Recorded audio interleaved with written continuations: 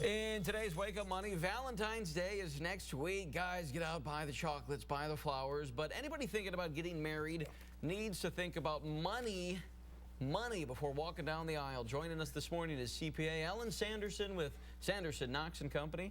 Alan, thank you for coming in first off. Thanks for having me. You know, they say money, it could be the #1 cause of divorce, so obviously you want to talk about it before you get married and go over the finances. And you've got 3 things to outline when it comes to getting married and money. The first one is life insurance. Right, yeah, you don't want to shoot yourself in the foot with Cupid's bow.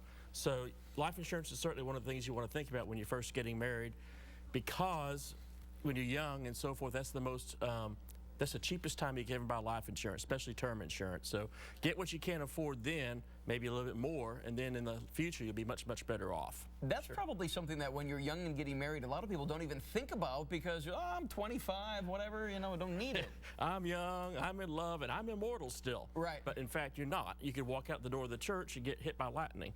And so you got to be careful about that thing and plan for that. So certainly also budgeting. That's one of the big, big causes of grief in a marriage, a young marriage, is budgeting.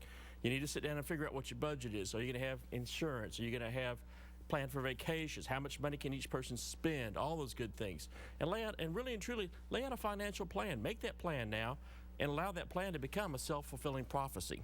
I know you're not what is the word I'm looking for, somebody who's going to consult people about their marriage, but at the same time, when people are dating, this is something they need to talk about, is finances, right? If you're getting to that level of getting married, because they are intertwined. You know, it's all lovey-dovey when you're getting married, but in the hardcore reality, it's marriage, or it's, you know, it's Mr. Green. Yeah, it's Mr. Green, and when it gets down to the brass tacks, you got to live on something. You got to live on something. If your spouse passes away unexpectedly, if you have children later on down the pike, you've got to think about, well, am I going to be able to put that child through college and school?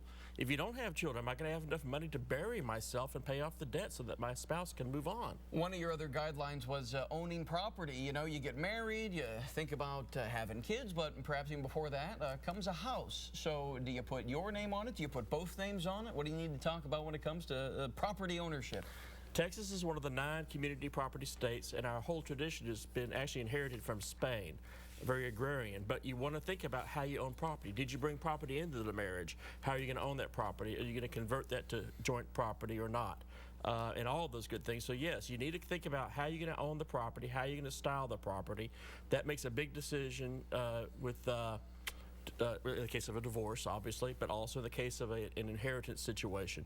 So think about the ownership of that property and how you're going to hold it, and also changing the ownership on property once you've gotten married. The title on the car, changing the name on your passport, changing your name at the Social Security office. Just think about getting that vacation right after marriage, and all of a sudden your passport's not updated. Makes for a short cruise. So, you know. Certainly a lot to consider beyond all the love and romance. So when it comes to the world of money and marriage, it took my wife like 6 months or a year to change her name, and I was fired up about it, ladies. Yeah. That's my 2 cents. I was like, ladies, change your name. I was really fired up about that. That's another story. Alan Sandersen, thank you for coming in and shedding some light on this appropriate time with Valentine's Day around the corner. Thanks for having me. All right, I appreciate it. Mike.